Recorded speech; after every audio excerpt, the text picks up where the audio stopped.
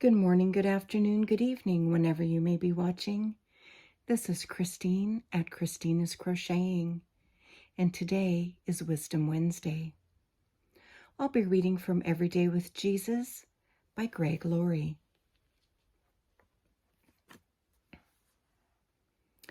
Week 34, Wednesday.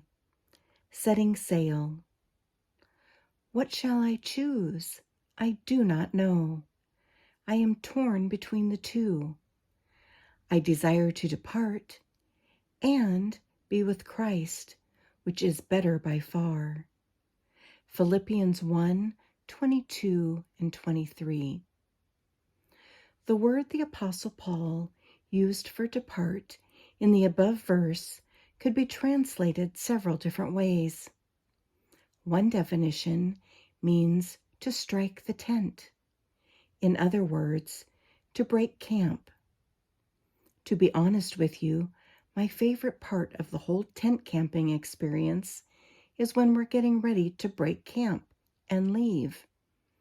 I can hardly wait to get home and get into that hot shower. In this passage, Paul is saying, I'm ready to break camp, leave this place, and move on. And let me tell you, friends, I can't wait.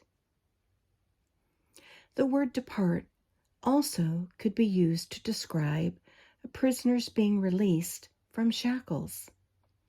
Ironically, when Paul made this statement, he was actually chained up in a dungeon in Rome. His chains were made of iron, but perhaps you're dealing with chains of a different sort. An addiction to drugs, alcohol, or pornography. Whatever it is, Paul was saying that there is coming a day when we will be released from these shackles. There is one additional way depart could be translated.